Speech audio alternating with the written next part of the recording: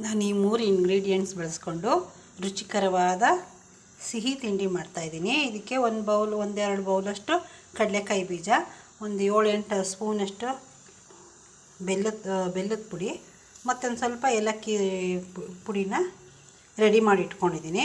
ಈ ಕಡಲೆಕಾಯಿ ಬೀಜನ ಇವಾಗ ಒಂದು ಎಲ್ಲ ಪಪ್ಸಾಗೋವರೆಗೂ ಚೆನ್ನಾಗಿ ಫ್ರೈ ಮಾಡ್ಕೊಳ್ಳಿ.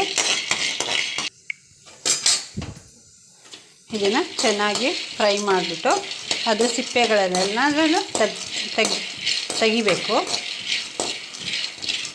ಒಂದು 5-10 ಮಿನಿಟ್ಸು ಫ್ರೈ ಮಾಡಿ, ಆವಾಗ ಸಿಪ್ಪೆ ಎಲ್ಲ ಇಟ್ಕೊಂಡು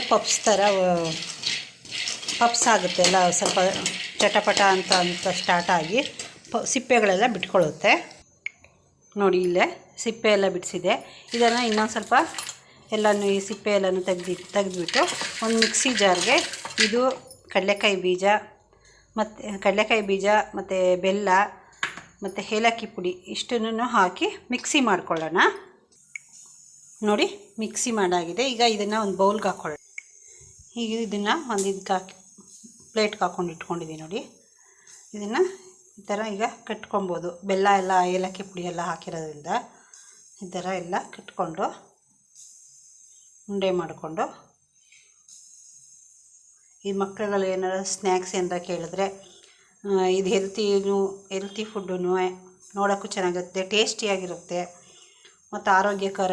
ಬೇಕ್ರಿಲಿ ಅವೆಲ್ಲ ಕೊಡಿಸೋ ಬದಲು ಈ ಥರ ಸಾಯಂಕಾಲ ಟೈಮು ಬಂದಾಗ ಮಕ್ಕಳುಗಳಿಗೆ ಮಾಡಿಕೊಡೋದ್ರಿಂದ ಅವಕ್ಕೂ ಇಷ್ಟ ಆಗುತ್ತೆ, ನಮಗೂ ಖುಷಿ ಆಗುತ್ತೆ.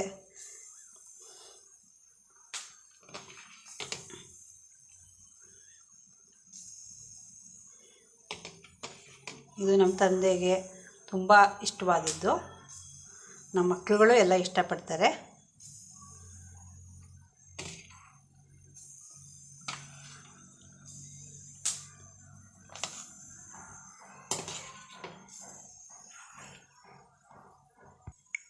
ನೋಡಿ, ಕಡಲೆಕಾಯಿ ಉಂಡೆ ರೆಡಿಯಾಗಿದೆ.